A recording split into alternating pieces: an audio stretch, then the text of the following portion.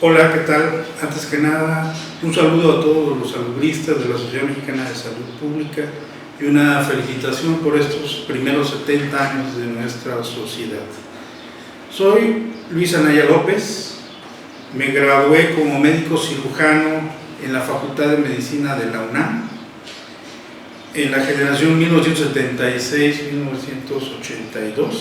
Hice mi posgrado en estadística aplicada a la salud en 1983, también en la Facultad de Medicina.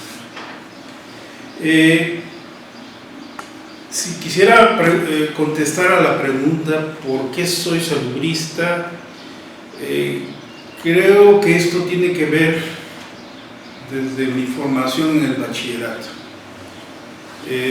Según el filósofo mexicano Abelardo Villegas, es la verdadera universidad, porque ahí es donde aprendemos el conocimiento universal.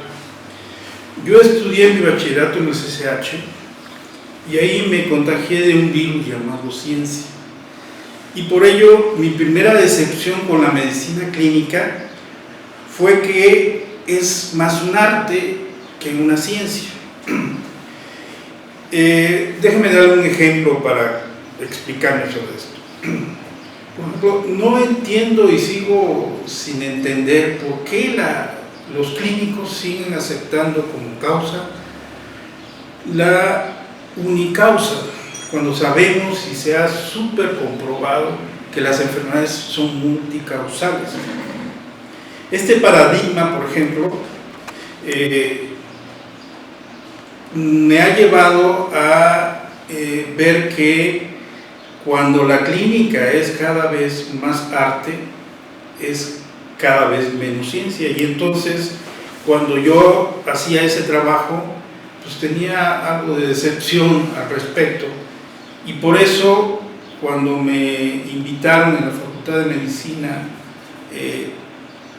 a formar parte del Departamento de Salud Pública, apoyando algunos proyectos, desde que era alumno de la facultad, fue ahí donde empecé a tener contacto con la salud pública desde el tercer año de la carrera, y fue ahí donde pues, me enamoré de la salud pública.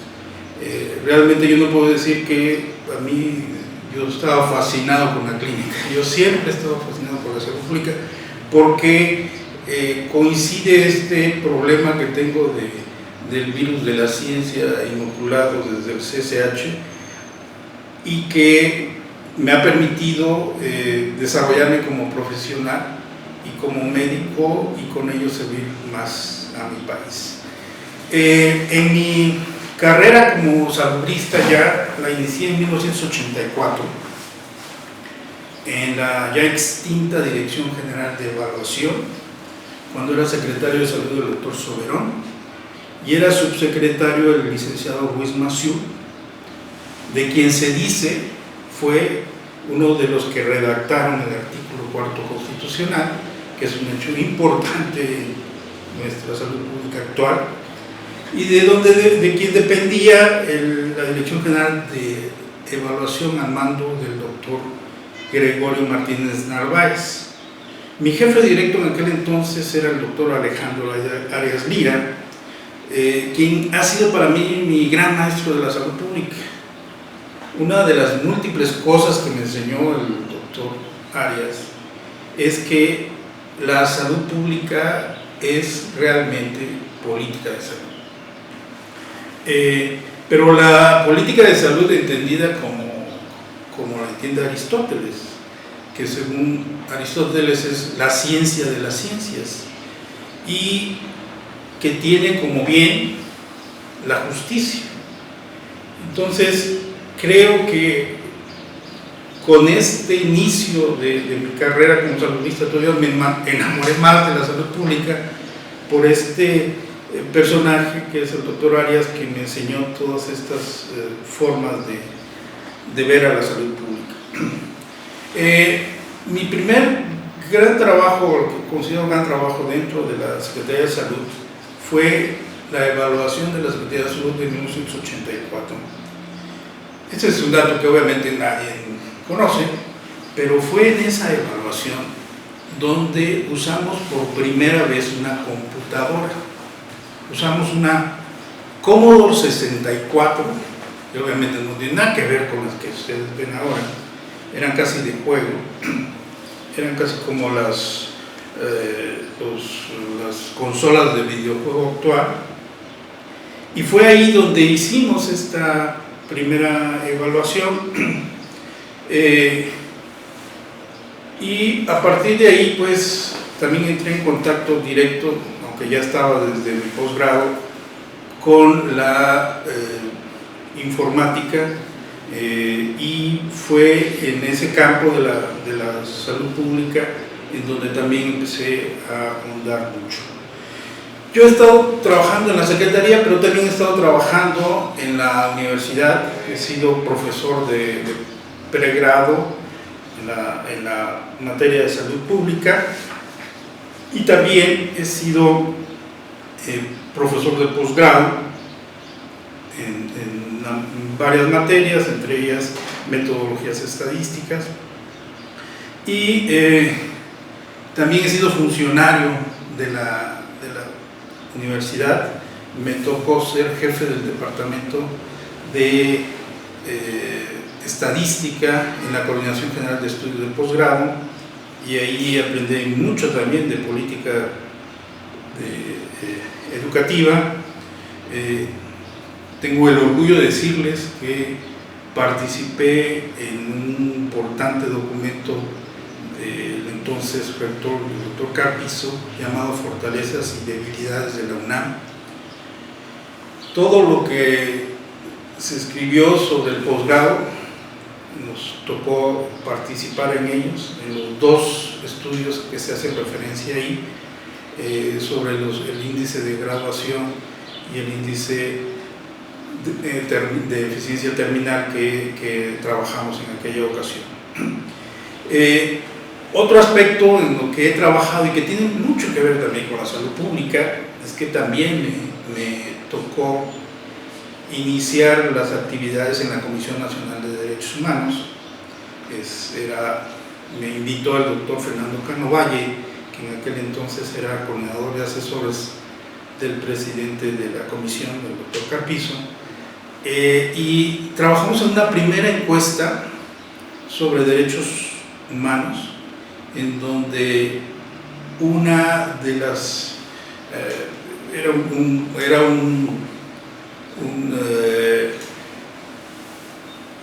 muestreo muy complicado, y una de las partes nos apoyó a la Dirección General de Epidemiología por su experiencia en aquella ocasión en el manejo de las encuestas.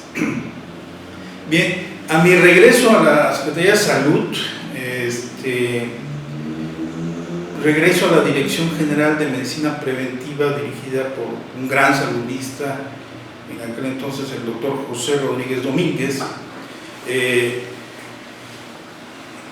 Estuve dentro del área de las enfermedades crónicas, que la dirigía también otro gran saludista y expresidente de la facultad, de la sociedad, perdón, el doctor José López Franchini.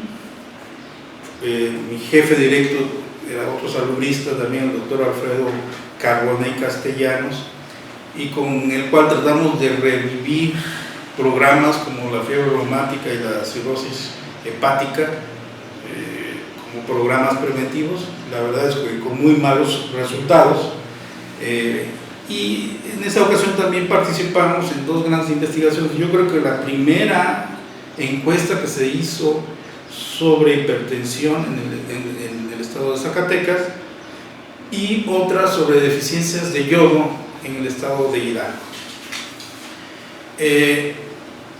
En 1994, con el apoyo del doctor Rodríguez Domínguez y la invitación de la doctora Rocío Cuevas y la doctora Elsa Sarti, también expresidenta de nuestra sociedad, me cambié a la Dirección General de Epidemiología, dirigida en aquel entonces por el doctor Roberto Tapia, importante saludista contemporáneo y también expresidente de nuestra sociedad. Y inicié con el trabajo de los sistemas para la vigilancia epidemiológica de los efectos por contaminación ambiental. En aquella época conocí también al doctor Cuauhtémoc Ruiz Matus, también expresidente de la sociedad, que me invitó a participar en la Dirección de Vigilancia Epidemiológica de Enfermedades Transmisibles en el área de la vigilancia epidemiológica del SIDA. Alguna vez cuando discutíamos en el pasillo el doctor Luis Matos y un servidor sobre la definición de un buen epidemiólogo, yo le decía que un buen epidemiólogo es un buen médico que sabe estadística. Obviamente no lo llegué a convencer por sus conocimientos en estadística, pero creo que mi paso por la Dirección General de Epidemiología para mí ha sido importantísimo.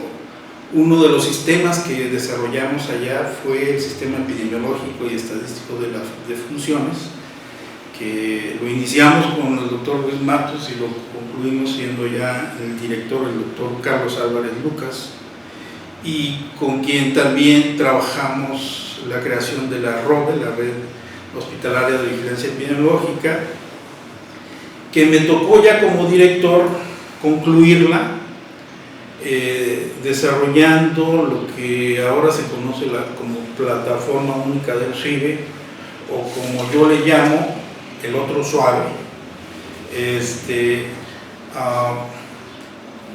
Y creo que con todos estos hemos visto que ha habido una gran utilidad de estos sistemas, tanto para enfermedades crónicas, como fue el caso de la tuberculosis, como para enfermedades agudas, como es el caso del dengue.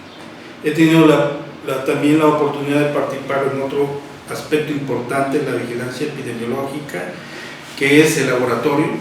Fui director en el INDRE y colaboré mucho para la edificación del nuevo INDRE.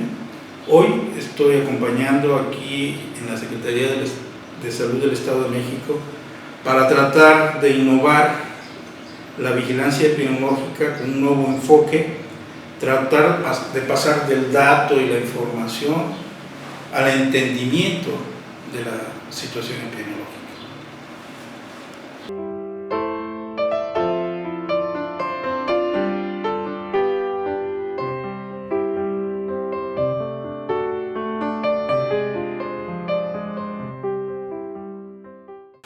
Bien, los principales logros de la salud pública desde mi perspectiva se pueden resumir en una sola medida, que es el incremento de la esperanza de vida en la población mexicana.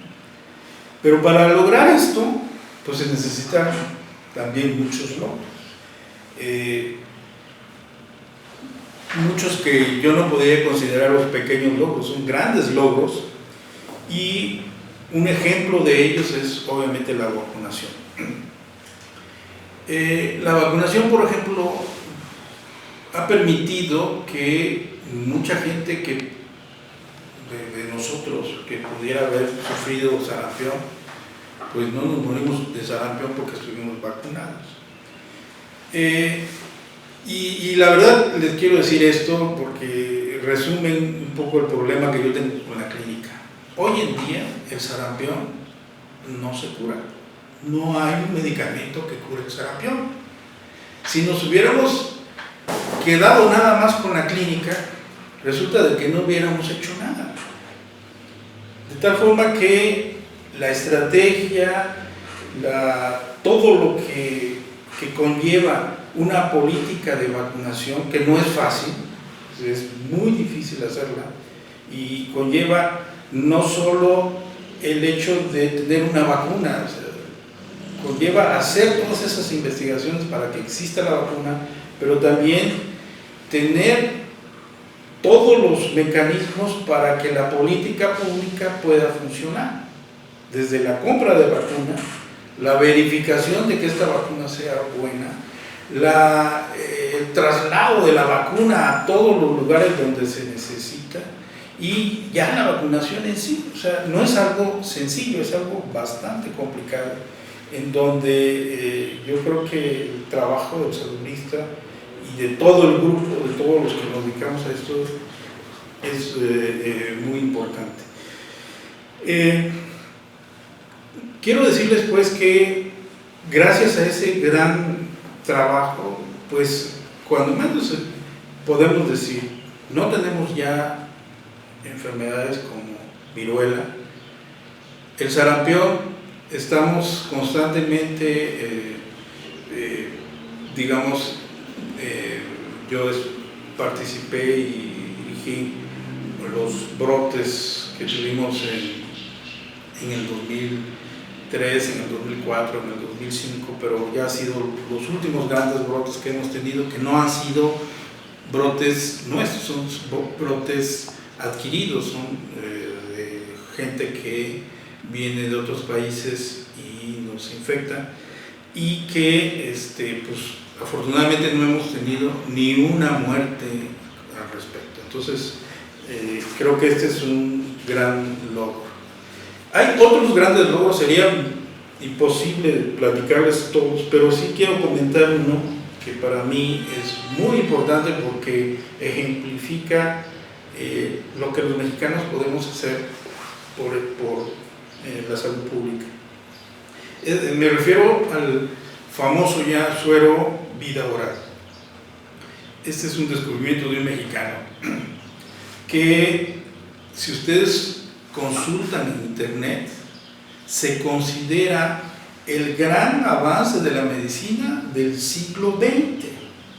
De tal manera que esta intervención también de salud pública nos ha permitido que muchos niños con diarreas ya no se mueran, y que la mortalidad por diarreas en México salga dentro de las 10 principales causas de muerte. Tenemos pues evidencia de todo eso, y yo creo que así como estas, hay muchas cosas que no sabemos de grandes mexicanos médicos, algunos salubristas, que han aportado mucho.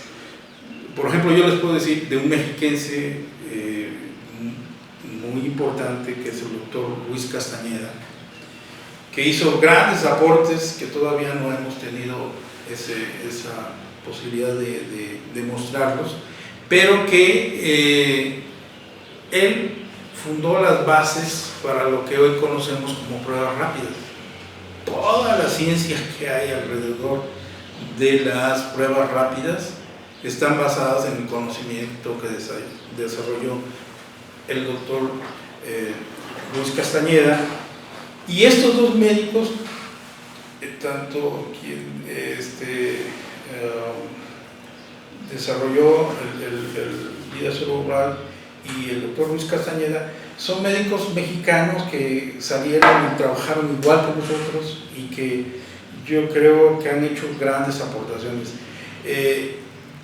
Digamos, en el caso del doctor Luis Castañeda, su gran labor la hizo en la antigua el Instituto de Higiene, que si ustedes recuerdan, la escuela más importante de salud pública es la Escuela de Higiene en Londres. Entonces nosotros teníamos nuestro Instituto de Higiene, y ahí se desarrollaron importantes logros en la salud pública. Entre otros, debo decirles, el Papa Nicolau, que también fue un descubrimiento, un desarrollo de otro mexicano.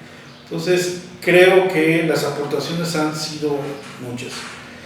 Específicamente en el terreno de la vigilancia epidemiológica, donde hemos trabajado, voy a dar nada más algunos. Creo que uno de los grandes importantes es la contribución de la vigilancia epidemiológica en la certificación de la erradicación de la poliomielitis en México. Creo que ese es un hecho de la salud pública mexicana importantísimo, del cual todavía me tocó hacer una pequeña partecita que yo creo que tampoco se conoce, y que creo que es bueno que ustedes lo conozcan. En el 2006 se trabajó por parte de la OMS lo que se llamó un programa de contención del poliovirus salvaje, que estuvo encabezado en México por el INDRE, por el actual director del Centro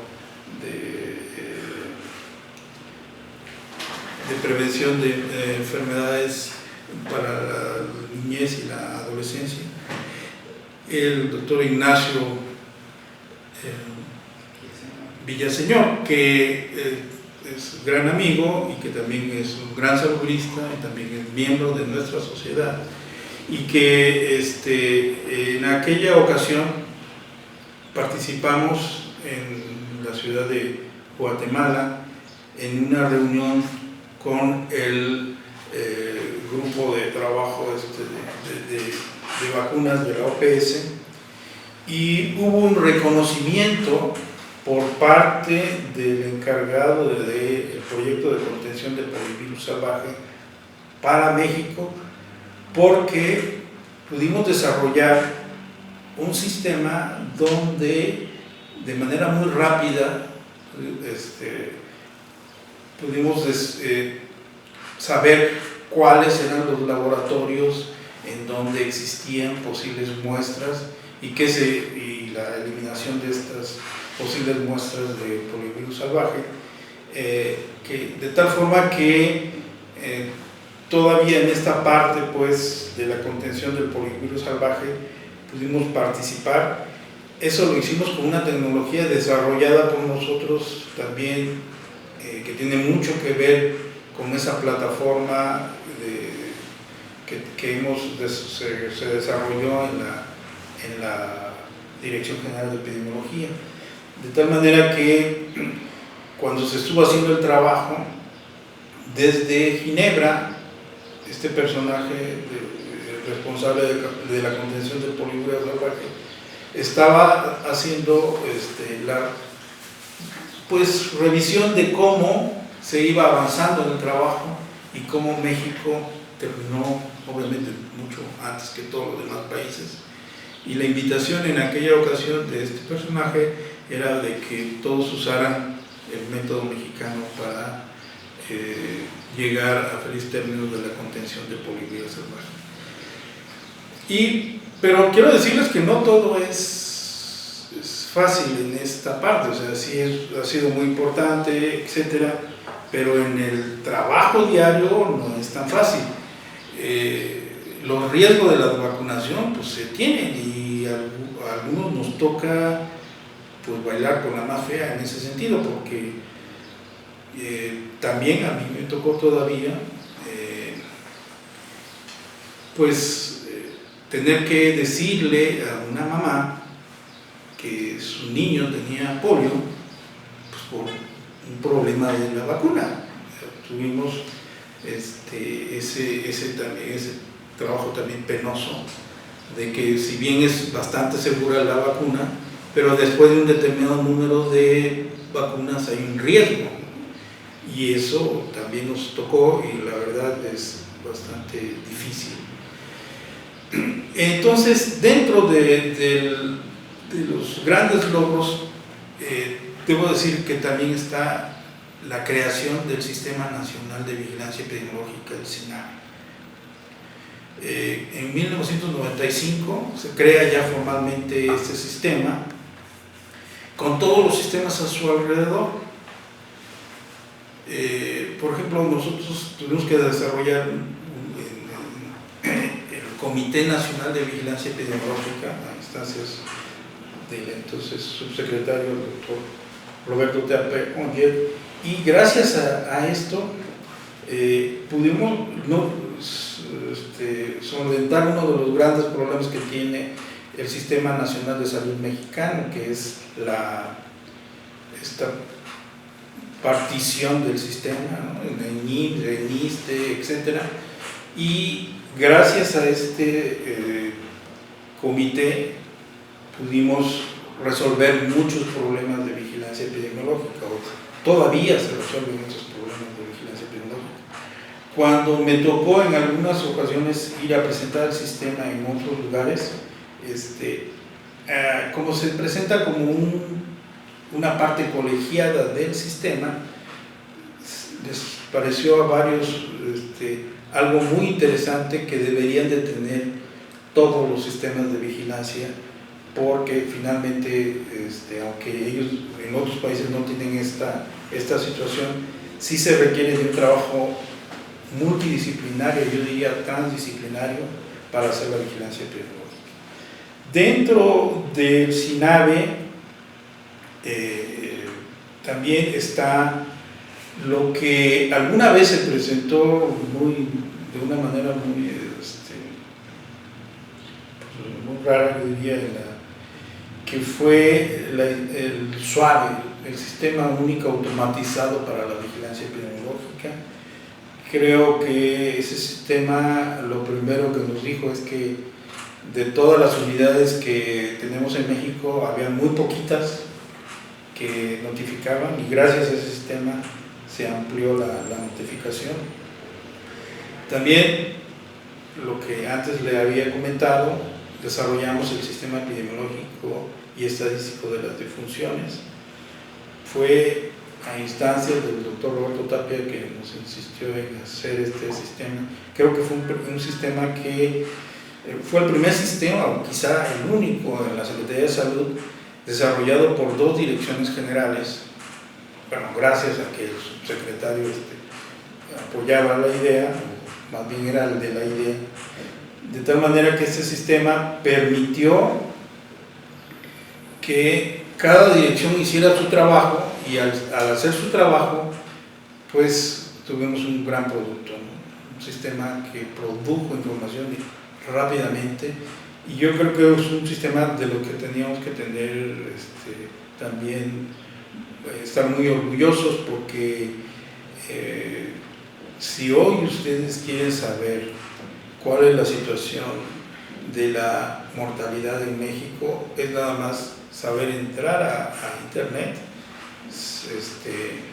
en la página del SINAIS, con algunas modificaciones de su Explorer, pueden entrar y ver con 2 meses de retraso lo que está sucediendo en cuanto a la vigilancia epidemiológica en el país.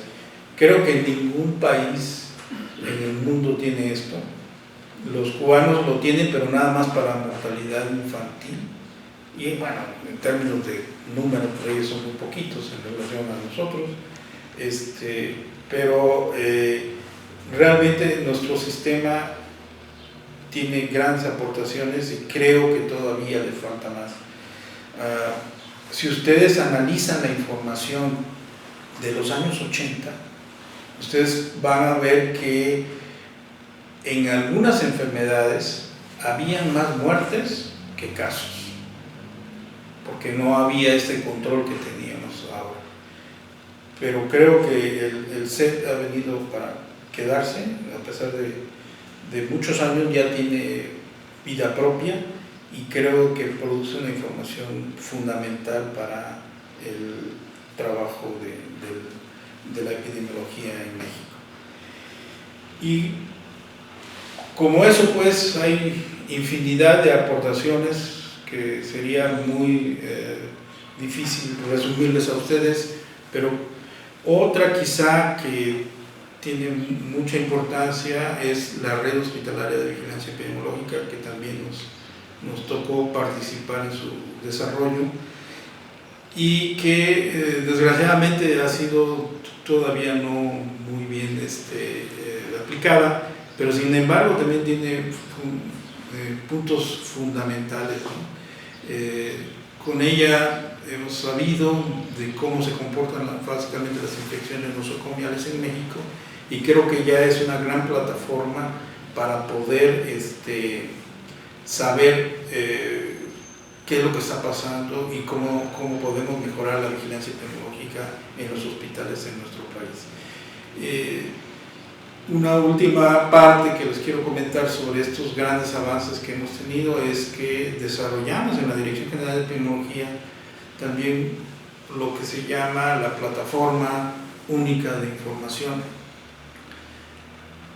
Cuando menos tienen dos sistemas fundamentales, creo que ya tienen más, ya se han desarrollado más, pero de los que yo les puedo platicar es el de tuberculosis y el de dengue. En el de tuberculosis, si ustedes tienen una clave y pueden entrar, seguramente se van a informar de cómo están los casos, cómo se supone que a los 6 meses se deben de curar todos los que entraron al sistema, pero ustedes pueden saber cuántos sí se curaron, cuántos no se curaron,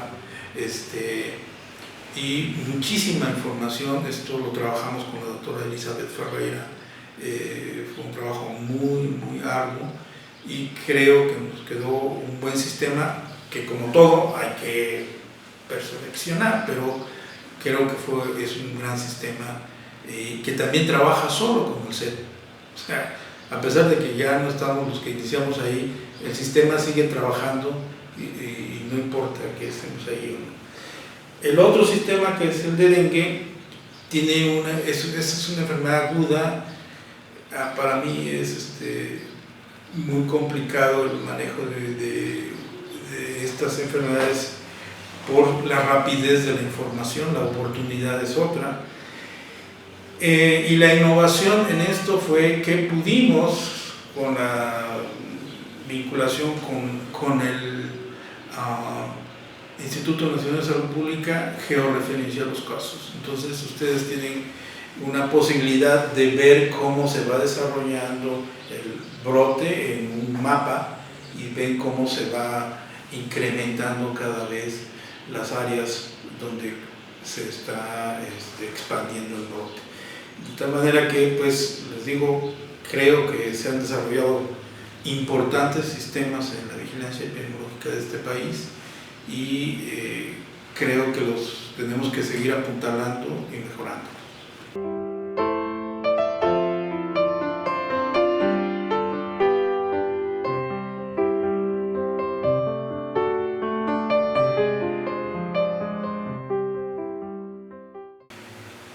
En esta parte quiero hablarles sobre cómo veo el futuro de la salud pública mexicana, y yo lo veo cosechando logros, pero también enfrentando grandes retos.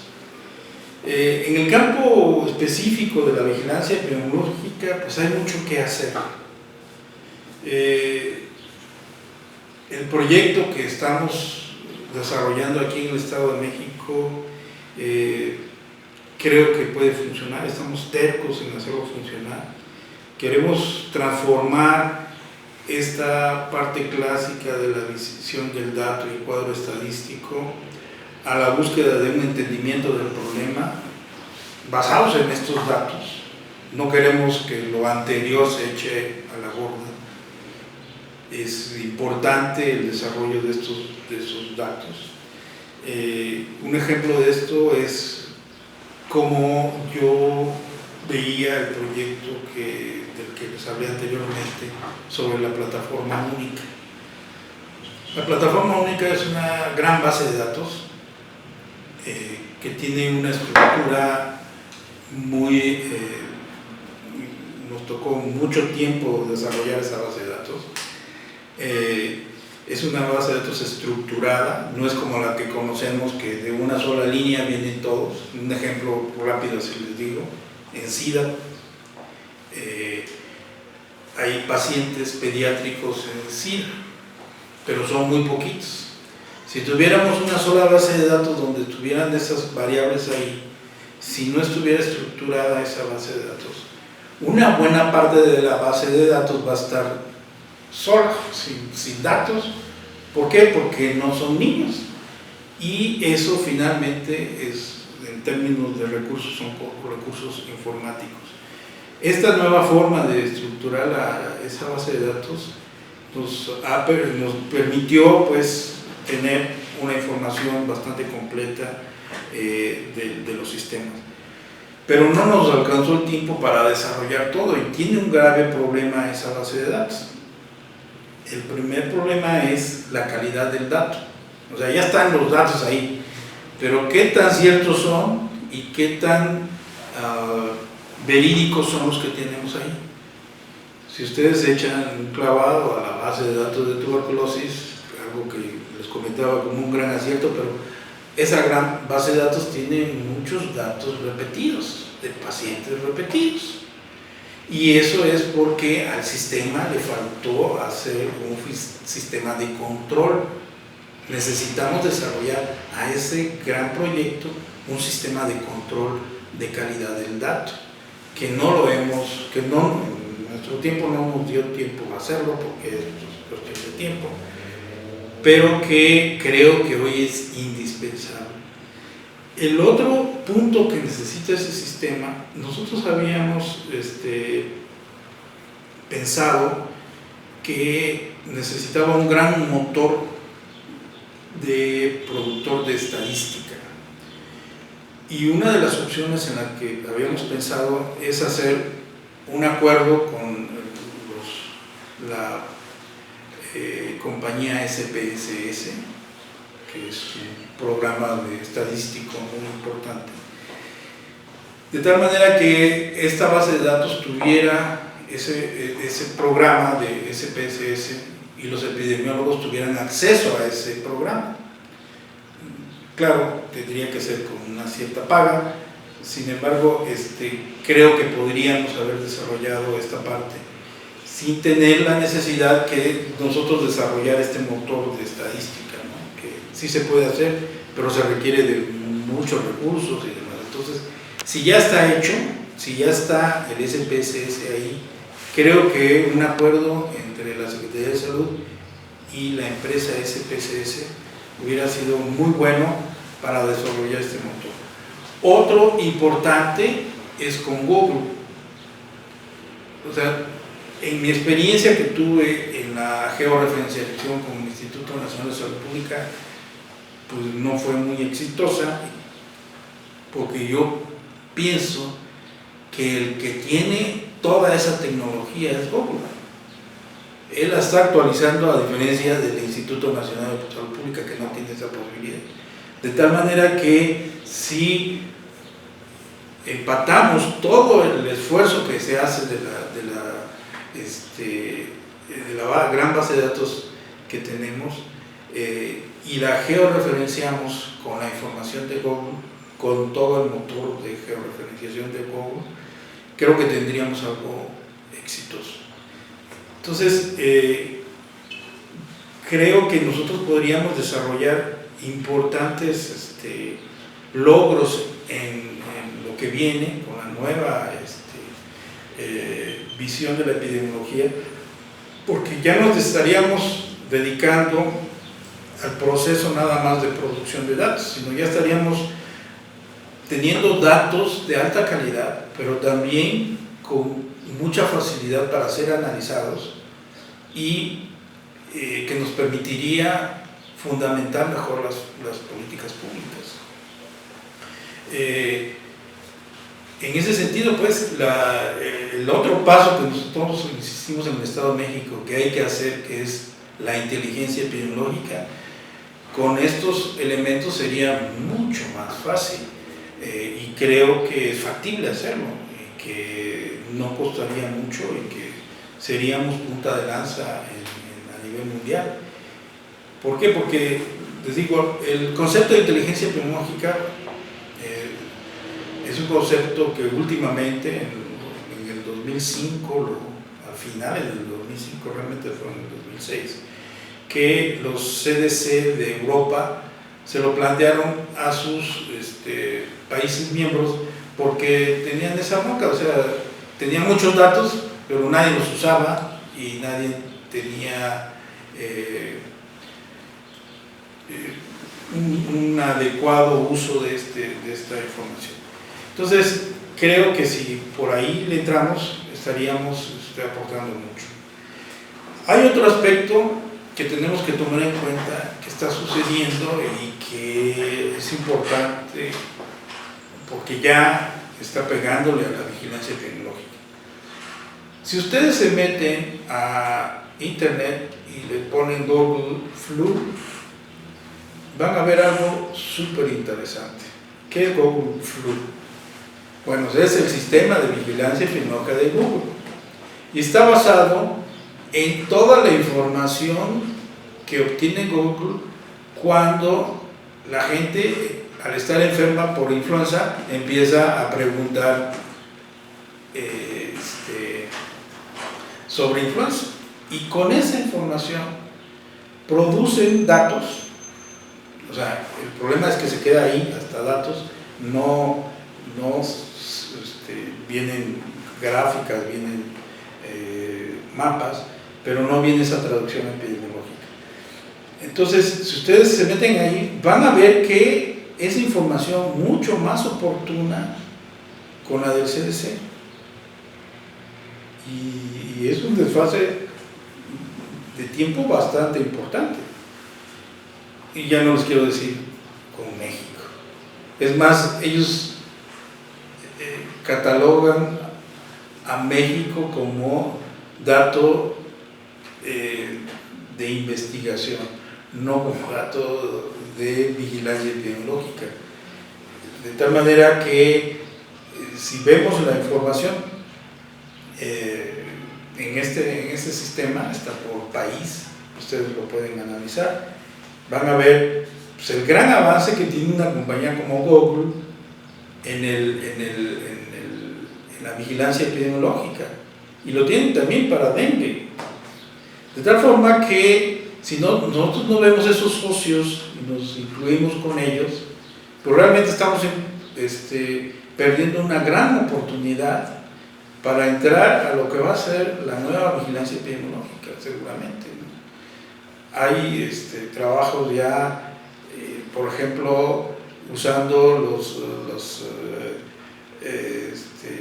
cámaras de seguridad en el metro, donde están armando un cierto índice de la gente de repente empieza a toser, que es de los primeros síntomas de las iras, y con esos índices se puede predecir que vamos a tener o estamos iniciando con mucha más oportunidad un brote de infección respiratoria. De tal manera pues que debemos de incorporar estas nuevas tecnologías, porque si no los hacen pues nos vamos a quedar con lo que tenemos, que finalmente es un gran avance, pero para lo que viene pues se quedaría muy atrás. Otro importante punto a aclarar aquí es que en cuestión de las enfermedades crónicas infecciosas, como es el caso de la tuberculosis, alguna vez nosotros pensamos que la vigilancia epidemiológica permitiría cortar cadena de transmisión y con ello influir importantemente en la incidencia y la prevalencia de estas enfermedades. Creo que una de las cosas que no hacemos en la actual vigilancia epidemiológica es un muy buen estudio de contacto. Realmente ni lo hacemos, o sea, hacemos un listadito nada más y ahí queda. Creo que con las nuevas tecnologías, por ejemplo, usando la metodología de redes, podríamos mejorar estos estudios de contacto y con estos algoritmos matemáticos poder desarrollar mejor estadística y no conformarnos nomás con la incidencia, prevalencia, etc., sino con nuevos indicadores que nos permitirían ver con mayor claridad el problema de la tuberculosis en este caso, pero más que nada poder resolver el problema, porque alguna vez una epidemióloga de Hidalgo me dice: te traigo un brote de tuberculosis, algo que inicialmente se me hacía absurdo, como un brote de una enfermedad crónica. Y si definimos el brote, la asociación de dos casos en tiempo, lugar y persona, la información que me traía la doctora cumplía con eso. El problema era que tenía un abuelito que había infectado a una niña y que definitivamente era un brote de tuberculosis. Pero el problema es que el abuelito era un fracaso del programa. O sea, lo tuvimos por más de 6 meses, pero no lo curamos. Y la niña, no sé si no se pudo vacunar o no sé, pero finalmente le dio una tuberculosis muy grave. No recuerdo bien si falleció, pero creo que falleció. Y pues me demostró que había brotes de tuberculosis en México. Y creo que eso pues no debe de suceder. Si tuviéramos un buen sistema de estudios de contacto de la tuberculosis, este caso se hubiera evitado, yo creo, al 100%. Entonces, sí hay grandes retos en la vigilancia epidemiológica nacional. Tenemos que mejorar nuestro sistema nacional de vigilancia epidemiológica. En estos puntos que les he comentado, debemos de decidir si lo que tenemos como el EpiMorbi, el sistema semanal de casos nuevos, debe de cambiarse por algo como lo que tiene Google, o que diseñemos algo nuevo, porque la verdad es que el retraso de este sistema es casi de un mes. Entonces la información de Google sería mucho, pero con mucho más eficiente. Tenemos que adaptar muchas de las nuevas tecnologías que hay y empezar a entender otras formas de obtener datos que nos permitirían ir por, cuando menos, muy de la mano del brote. Ya es muy conocido que la mayoría de las veces que empezamos a trabajar en eso de los brotes es que cuando llegamos ya casi al brote, la naturaleza lo está acabando. Entonces, de tal forma que creo que por un lado no debemos de bajar la guardia y que nuestros sistemas sigan funcionando adecuadamente, pero también tenemos que pensar en que esos sistemas deben de ser modificados y deben de necesariamente adaptarse a las nuevas tecnologías, y tenemos que estar abiertos a la inclusión de estas nuevas tecnologías en nuestros sistemas. Es un gran reto del Sistema Nacional de Vigilancia Epidemiológica. Bueno, pues ya para despedirnos, quiero hacerles una atenta y cordial invitación a que nos acompañen en nuestra próxima reunión en Yucatán, donde tiene pues el principal componente de que vamos a festejar nuestros 70 años como sociedad, y creo que va a ser una reunión que nos permitirá entrelazar no solo reafirmar nuestras amistades, sino también dar y plantear los retos de la salud pública que tenemos para los siguientes 70 años.